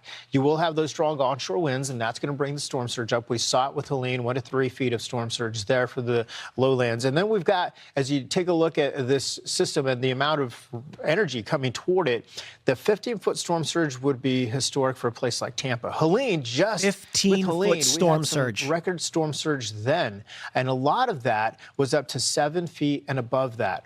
Not only that, Michael Estime, one of our meteorologists who was covering the storm from Tampa, was talking to residents who said this was a long-lived event. This could be the same because just how widespread this is and how long it's going Look to be at with this. us. Now's not the time, my friends. Okay, Karine Jean-Pierre, be angry, storm out, don't care, do whatever you want. I believe that we need strong executive action. We are facing a major catastrophe in Florida, and we are less than a month from the election. Voting is already happening in many locations, and we're looking at a 15-foot storm surge potentially hitting Tampa. What are we going to do? Is Congress going to come and allocate funds? Can we get this done? Can the executive branch declare an emergency? They have the authority to pull funding. Therein lies the point. They're not doing it. And Karine Jean-Pierre says to Ducey, maybe that's what you want, that there's no funding. That's weird. We're begging them to stop funding Lebanon. Here's a deal. I hereby agree not to complain about the executive branch seizing $100 million from Lebanon and giving it to the people of North Carolina and Georgia. Okay, I don't care. Congress can sit back And Joe Biden can just say, I'm taking that money. It's not going to Lebanon. And I dare anyone to sue me over it. For real. Who would? You think any Republican's going to be like, no, we're suing you. You can't do that. Nah, I doubt it. Maybe someone on principle might be like, the president has no authority. It's not how things are supposed to work. Fine. But I think we need to see some action. 15-foot storm surge. My friends, storm surge, that is the apocalypse. I mean, this is going to cause massive damage to Tampa. It's unprecedented. Quote, I'm at a loss for words to meteorologically describe to you the storm's small I intensity, said Noah Berggren. This hurricane is nearing the mathematical limit of what Earth's atmosphere over this ocean water can produce. After being a Category 5 much of Monday, it was downgraded to a 4 with maximum sustained winds of 155, just 2 miles below Category 5. But it's expected to increase again as it churns towards Florida's Gulf Coast. Now, it slammed into the Yucatan Peninsula, which weakened it a little bit, which is good news for Florida, bad news for, people down there. But what are they saying? They're saying after forming in the Gulf, it hit 180 mile an hour Category 5 hurricane by Monday.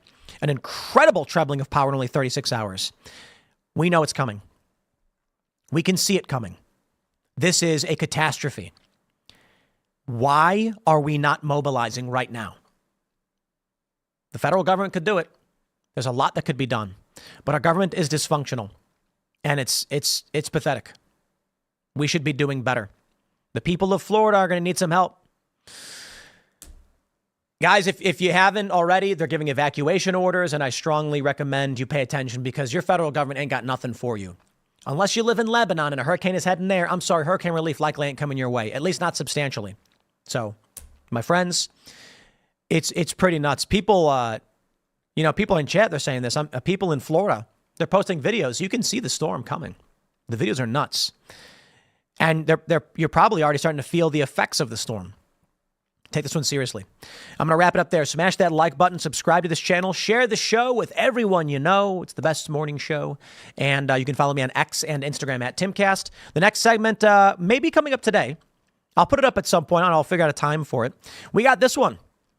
Marvel Studios lost $300 million on Ant-Man, the Wasp, and the Marvels. Get woke, go broke, my friends. Get woke, go broke. Let's talk about some pop culture stuff. That'll be coming up. I don't know. I could put it up on Friday, I suppose, for the people who are watching live. And if you're not, you'll see it on Friday. But for now, let's read your super chats. We'll grab some of your super chats before talking about the major shift in culture. And we got a couple here, so we'll grab a couple here. All right. Dallas Grant says, if I had the money to do it, I'd take an exploration of Antarctica to prove the world is round. Indeed. There are really easy ways to prove the world is round. There's a guy who they set up two boards with holes in them. And if the world is flat, you'd hold the light up and the light would go straight through and the camera would pick up the light. They tried it. It didn't work. Why? They went far enough away where the earth is curved. And so at a long distance, the boards, which are straight up in the ground, are slightly going out. So when he shines the light through it, the light goes up and at an angle and he can't see it. And he's like, I can't see it, raises it up. So he lifts it up on his end, which then makes it visible because now the light is shining through to the other side, thus accidentally proving the world is indeed round. They made an excuse for it like, no, it's just that area is textured or whatever. I don't know. Flat earthers. All right. Denny Wong says, can we focus the narrative of class warfare when it comes to illegal immigration because the cheap labor and increase in consumer benefits the wealthy elite liberals who donate to the Democrats at the expense of the poor? Agreed. It's true. Corn Pop says storms are made. Prove me wrong. I don't have to prove you wrong. You have to prove that storms are made. Prove that they make storms. Immortal Legend says their response to the disasters are the equity in practice they keep speaking of. That really is what they're doing. It's kind of messed up. All right, my friends, let's go. We got a fifth segment for you today. In a story from Bounding into Comics, new report reveals Marvel Studios lost $300 million on Ant-Man and the Wasp, Quantumania, and the Marvels. Now, Quantumania wasn't so woke or anything like that, but Marvels, wow, did they make a big mistake with Brie Larson. Now, my friends, the culture is a-shifting. I must stress, and this is a story of optimism, and we get to whinge a little bit while we're at it. But Timcast IRL, as I've mentioned this quite a bit, and it's not so much just about me. It's about winning, really. Right now, as I'm recording this, the Tim Pool Morning Show is the #2 feature on YouTube Live. Yesterday, we were #1. Timcast IRL has been featured #1 consistently. And that is, when you go to YouTube Live, there's a video player, and it shows this show. I think what we're seeing now is that culturally, businesses can no longer tolerate wokeness destroying their bottom line. The American people have spoken. Disney lost $1 billion on their last several run of movies, and Marvel Studios lost $300 million in their last releases. They need to turn things around and get rid of the garbage activist writers if they want to survive. And I think they've learned this. There's a rumor going around, I'll pull this one up, that Kevin Feige, I don't know how to spell his name, fired a bunch of activists. Here we go. It's from August 7th. We have this from Inside. This is Inside the Magic. Marvel fires activist producers in preparation for MCU Back to Basics reboot. They go on to mention how basically after these huge failures, what do they say? Marvel was essentially purging producers who have pushed the MCU towards shameful wokeness, meaning characters who are not male or are people of color. No. Let's break this one down. Captain Marvel. It's a movie that came out and they made $1 billion. Let me pull this one up. It's called A False Signal, my friends. So the Marvel films are all deeply popular. Everybody loves them. And so they make this movie, Captain Marvel, with Brie Larson. It makes $1 billion. On a $175 million budget. And from there, they nuked themselves. Why? Captain Marvel didn't make $1 billion because people like Captain Marvel. Captain Marvel, the film, made $1 billion because all of the films before it were great. I mean, Doctor Strange, the first one of my favorite films. It's really great. Benedict Cumberbatch does a great job. And then, with Robert Downey Jr. as the lead for the MCU as Iron Man, largely popular, they had to bring him back. They brought him back as Dr. Doom. Oh, wow. They are desperate. Here's what happened. Brie Larson has this arc several years ago where they announced that they're going to make the Captain Marvel movie. It's going to be set in the past, a prequel, and it's effectively a phase 1 film. So it's like a character origin. And they wanted to establish this female Superman, I guess. They went stupid as stupid can be. And I know it's because of woke activists. So basically what happens is, let's take a look at the big three, they call them. That's Iron Man, Captain America, and Thor. These movies set the pace for the MCU, which generated billions. These characters are deeply flawed. Iron Man, as Dallas Sanye of the Daily Wire and Bonfire Legend described, he was a man with power, but no heroism. Captain America. Steve Rogers was a man that was a hero already, but he had no power. And in these two movies, they show you this opposing view. Tony Stark, with all of this power, doesn't care until he faces the ramifications of what he has done, and he becomes a hero. Still kind of a dick, but we love him for it. Steve Rogers gets given the super soldier serum, turning him into a super soldier, but he was already a hero. That's why he was chosen. Now with this power, he's a good person. He does good things. Thor was an arrogant man, much like Tony Stark. And he had to learn to be a hero by having his power stripped away, much like Tony Stark. These make tons of money. So they launch Captain Marvel. And what does she do? In the movie, she's a dick. She steals from people. She accidentally receives power for no reason. And she was never a good person to begin with. She has a chip on her shoulder. And I don't get it. She robs a guy in the beginning. And the argument is, well, it's because she's not a good person and she has to become a better person. But she never does. The arc of Captain Marvel is she's a woman who accidentally gets blasted with an Infinity Stone, I guess, and an explosive reactor, which gives her superpowers, which we don't really get. I mean, she's just basically the strongest being imaginable with no weaknesses whatsoever, no faults. Not kidding. And in the movie, she doesn't learn a lesson. The only thing that changes is that there is a man suppressing her powers, and she overcomes this and defeats him. She doesn't become a better person. She doesn't do much of anything other than overcoming a man. What was the lesson learned? What was gained? From there, it has been apocalyptic. They wanted Brie Larson to be the new Tony Stark. to replace Robert Downey Jr. when he leaves the MCU because he can't do it forever. And boy, did that fail miserably. One of the worst imaginable moments. I mean, they, you know what, man? I am so sad about Endgame. Let's talk about how they're losing money. And again, we're getting in the weeds here and a little nerdy, but bear with me on this one. For those that are fans or pay attention to stuff, you'll get it. Infinity War, in my opinion, the Avengers movie that was the culmination of all of these great movies they made. It was awesome. And there's no Captain Marvel. Endgame introduces Captain Marvel into the greater MCU, and it is cringe. First of all, Brie Larson was snooty, overly woke feminist, and did not know how to endear herself to the public, and people hated her. They just did not like her. You make a video saying Brie Larson's mean, and you got 1 million views. Then, what do? So at the beginning of Endgame, and I'm so disappointed in this, Tony Stark and Nebula are in a spaceship that is broken down. What did we want to see? We knew from the trailer something was going to happen, and what did we want to see? Tony Stark, we wanted to see the end cap. In Iron Man, which kicked everything off, Tony Stark is trapped in this cage, or in this cave. He's got a bunch of garbage, and he builds the prototype Iron Man suit. With a box of scraps, he's able to build a miniaturized arc reactor. That is the genius of Tony Stark. What did we want to see? We wanted to see, stranded in space, on the verge of death, knowing that survival was on the line, he pulled something off one last time. And this was going to be the heroic end of Robert Downey Jr.'s arc. What should have happened is he should have started working on something with Nebula, utilizing some technology that Nebula had as being a robot. Tony Stark builds a device, a miniaturized arc reactor inside this ship, which provides a burst of power that sends him home. Instead, Brie Larson shows up and just carries him thousands of light years or whatever. Then you get the fight at the end where Brie Larson is fighting Thanos and Thanos headbutts her and she doesn't flinch. And it's like, wow, look how strong she is. Cringe. Then you have the moment where all the women are like, she's not alone. And they all start walking together. And the whole theater groaned when I was there.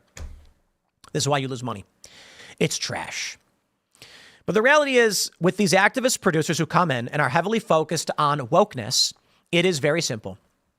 If a company begins to favor ideology over meritocracy, they will suffer. The content will become garbage. People will not buy the garbage product, and you will lose lots and lots of money, as they have done.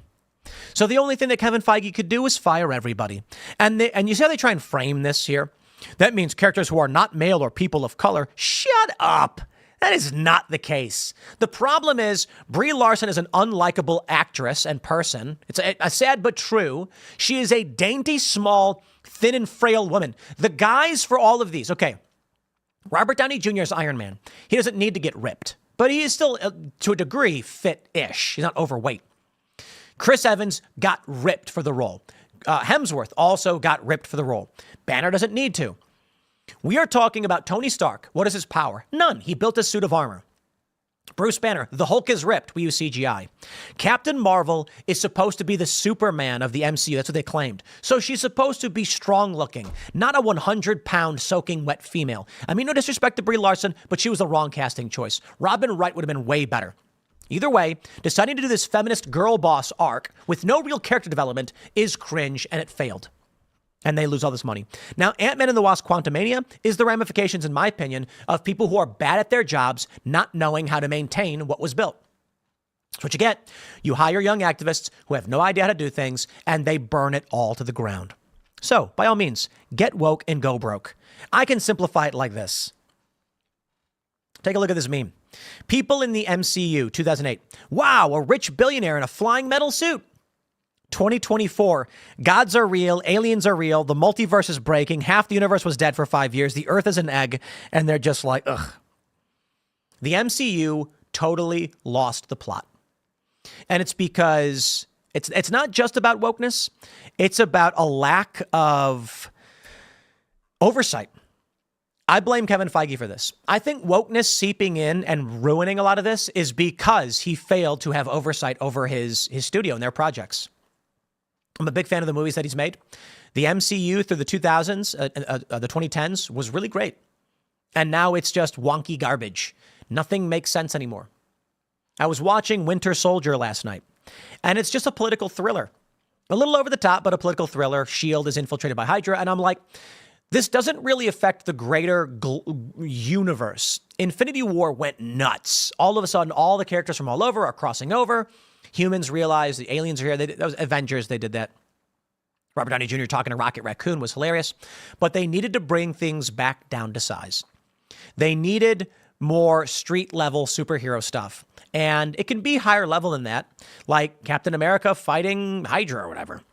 Now, everything is the multiverse is exploding and a giant arm is exploding from Earth. And it's like, you're nuts. The end credit scenes are unrelated and crazy. Nothing makes sense. So I will say this, a victim of their own success. But I think it's fair to point out that a large portion of their failure is to do with bringing on young ideologues who wanted girl bosses and feminism. They got the movie The Marvels, and it was a bomb. Captain Marvel, $1 billion. But let's take a look at the sequel. Let's see what the sequel made, because they're saying it lost money. So let's scroll down this stupid Wikipedia page. Oh, what an awful film. And you know, like Captain Marvel's just not a good movie. It's just not good. And I think they've got reception. What do they say? They say it made a lot of money. I bet Rotten Tomatoes gave it the 6th biggest film of all time. Oh, man. That's so sad, right? Critical response, 79%, 6.8 out of 10. It was actually fairly bad. Congratulations, I'm sure you made money. The audience response was 28% because the critics are lying to you. And then the sequel, The Marvels. So The Marvels was cut way down. And let's see. Oh, wow. On a $274 million gross budget, they only made $206 million. I did not go see this movie. It was the first movie that I did not see because it's trash. I went and saw Captain Marvel. I don't like Brie Larson. I mean, I don't know her personally, but the things I've seen from her professionally, I think she's not good at what she does, and she's very unlikable. And they were trying to make her a star, and boy, did she burn and spiral out. Get woke, go broke. Do what you want to do. I tried watching The Marvels on, I don't know where I was watching. I think it was on Netflix. No, it was on Disney or something. I was at it. We were at an Airbnb. No. We were at a hotel, and they had it. I said, all right, I'll watch this.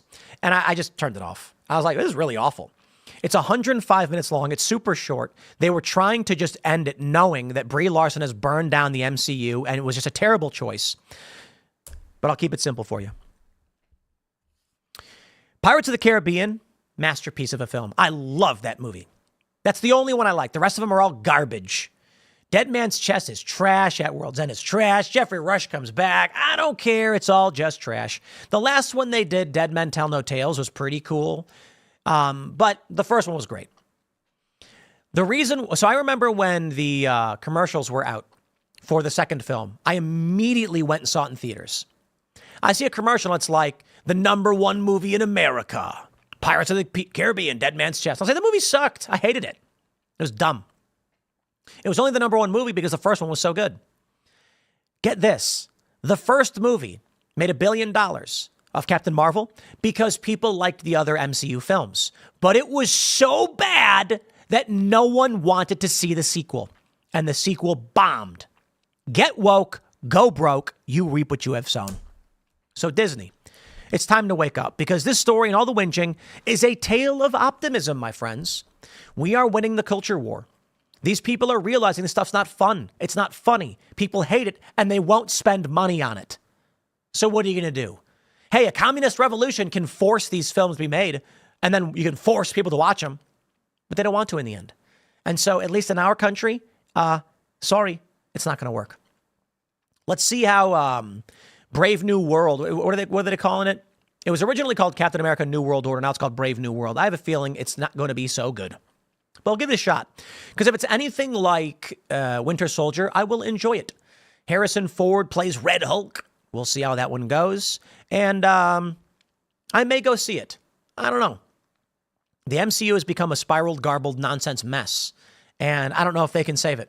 Rumors are that in the next Avengers movie, Robert Downey Jr. as Dr. Doom is going to nuke the multiverse and it's going to reset everything. Great. A House of M arc. But I'll wrap it up there because this one is a bit esoteric. If you're not big fans of comic books and Marvel, you may go over your head. But let me just say, in the end, ultimately, what I mean to say is get woke, go broke, truer than ever. Smash the like button, share this video, follow me on X and Instagram at Timcast. Thank you all so much for hanging out. We will see you tonight at 8 p.m. over at youtube.com/TimcastIRL. And for everyone else, we'll jump in the chat because we still got about 10 or so minutes. And look at that. We got through 5 segments, and we still have about 10 minutes. So maybe there's some other news we can pull up and joke about. All right, let's see. Let me see what we got over in the old news section for any other bonus segments. Kamala Harris doesn't know how to use a shovel. Lizzo lost a lot of weight. Wow, good for her. Oh, boy.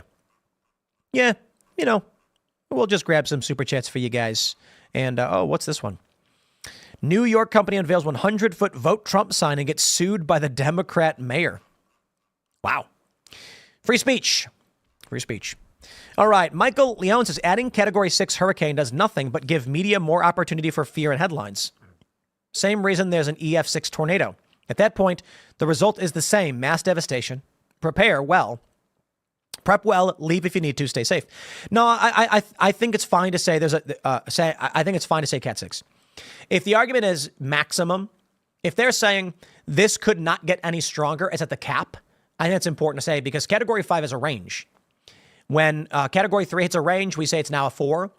If the 5 is at max range, we say it's a max 5. We just say 6. That means it's at the peak capacity or whatever you want to call it. All right. Mike Leonberger says, was one of the first 100 at Boonies HQ. Excited to be part of building momentum and building out my brand Spirit. I'm building out my brand Spirit of Fear clothing. Very cool, my friends. And while we're here, I will give a major shout out to Boonies HQ. We've got really great clips. We've got skateboards for sale. And I got to tell you, the skateboards are selling better than basically like any other merch product we've ever launched. That's why I will shout them out because y'all seem to like them. But let's do some quick rankings. Step on Snack and Find Out skateboard sells the most. We've sold several hundred. The Boobies, which is a skateboard where the N in Boonies is replaced by the B, which is kind of funny. And there's a blue-footed booby, which is a bird from the Galapagos that does not fear humans. And it eats krill and other critters, which gives it blue feet. They're very, very funny birds. That sold over 100, and I think 30 or so boards. Mr. Bocus has outsold me. The Mr. Bocus Boonies skateboard has sold very, very well. So shout out to everybody. If you go to boonieshq.com, you can buy the boards. Everybody seems to love them. And the next run we're going to be doing, probably beginning of December, is our 28th Amendment series, where, of course, the Tim Pool board is the right to keep and bear and breed chickens. And it's hilarious looking. I love it. There's a little goofy looking doodle of a chicken and a couple of funny ones. I would like to propose to you all to guess Taylor Silverman's 28th Amendment. Because, of course, for those that aren't familiar, Taylor Silverman is a skateboarder. She was competing in the women's division and lost to males, spoke out against this, and was attacked mercilessly by the woke. So you can only imagine what her 20th Amendment would probably be. But let's grab a couple of super chats here while we round out this show. We got Rebel Without a Cause says, you also forget Captain America's flaw of not knowing when to bend and break the rules. He's too good at first and has to learn to not trust government. Indeed. Indeed. So let's take a look at the original characters in Marvel. Tony Stark's a dick. He sells weapons. He don't care. He experiences the negative repercussions and decides we're going to change what we do. We're not making weapons anymore. We're going to do other things. And it works out for him. He's still rich. He makes the Iron Man suits and develops technology. War Machine works for the government. He overcomes some of these flaws, but he still is a flawed guy. He's a flawed guy, but he tries. He tries to be a hero. And that was kind of the idea of Iron Man originally. Stan Lee, and I think it was Stan Lee and Kirby, they were like, can we make a hero who's like the worst person, but he's a hero, so you have to like him? And people loved it. Captain America, really great point. He worships government, and he thinks they're always doing the right thing. He's rigid and uncompromising. He has flaws. He's a really good dude, but he's what we describe as lawful good. Sometimes the law is not good. And so in The Winter Soldier is when things sort of shift on him, and he becomes a fugitive. Thor was a dick, And in his first movie, he has his powers stripped from him so he can learn a lesson and stop being so arrogant. Captain Marvel learns nothing. She learns to overcome the man who's keeping her down. I'm not kidding. That was the movie. She has an inhibitor placed on her to suppress her powers for no reason. The man keeps saying, Jude Law, he's like, so control your emotions. And then finally she's like, no. And the thing explodes and then she blasts him. And that's it. She doesn't become a better person. Nothing changes. She just learns to stop listening to the man. Cringe. What a terrible film. Oh. All right.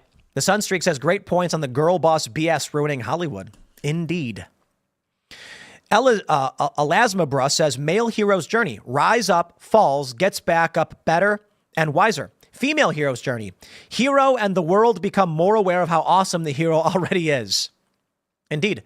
Many people have pointed out that a lot of these films that fail, the woman is already powerful, gets to do whatever she wants and learns nothing.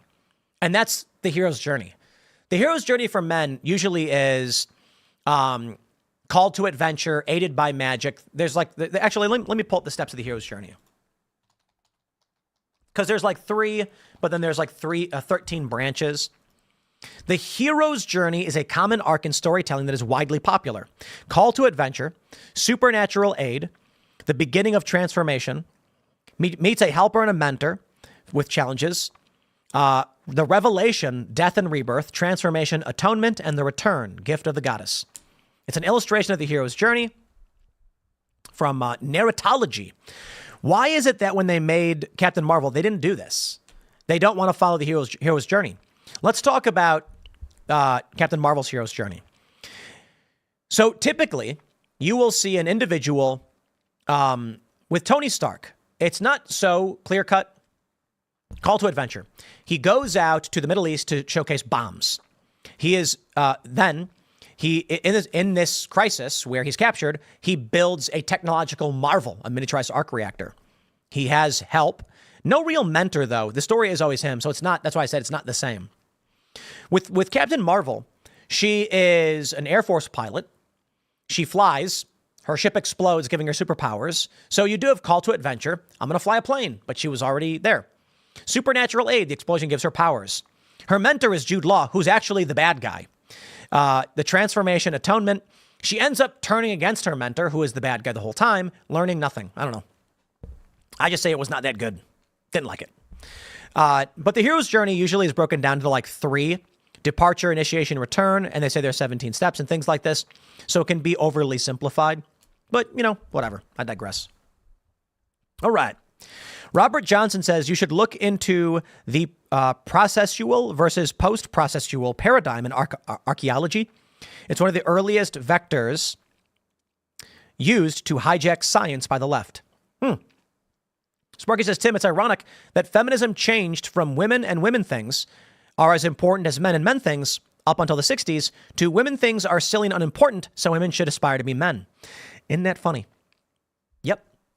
I think that the most important thing that a person can do is make a person. Because without persons, there's no persons. You know what I'm saying? And women are the principal creator of persons. Men contribute, which is true. And women, literally with their bodies, are making people. It's amazing. Guys can't do that. That's why guys tend to be more expendable historically and evolutionarily, whether you want to admit it or not. So we should make sure that there is reverence for mothers, for creating human beings, because without that, humanity ceases to exist. A guy could go out and he can build a tower to the sky. He can build floating castles. And if there's no humans, they fall to the earth, crash, and become a wasteland to be occupied by chickens. But with women and men together, men can build castles in the sky. Women can assist in building castles in the sky. Some women themselves will build castles, but it's usually men. But women will be the principal creators of life that will then perpetuate humanity and utilize those. It's natural. Men and women work together, coexisting for each other's survival. Men can protect and fight bears and build things and invent. Some women can absolutely do the same things, but men cannot create life. They can contribute to the creation of life. Without men, there's no life being created. That's true. But my point is literally, you need to gestate the baby for 9 months. I don't think our society puts enough emphasis on the importance of creating humans because of, I think, Malthusian ideology. But I won't go too much longer. We'll wrap it up there, my friends. It's been a fun show. Smash the like button, subscribe, share it, all that good stuff. This morning show is starting to take off, so I really do appreciate everybody watching. We're live Monday through Thursday. Fridays, we do the Culture War Show. We've got big plans. And of course, tonight we'll be back at youtube.com/TimcastIRL. If you're listening on the audio side at Apple Podcasts or wherever you do listen, Spotify, please leave a good review and recommend the show. That's the big way to grow a podcast, word of mouth. And follow me on X and Instagram at Timcast. Become a member at timcast.com. Thanks for hanging out, and we will see you all tonight.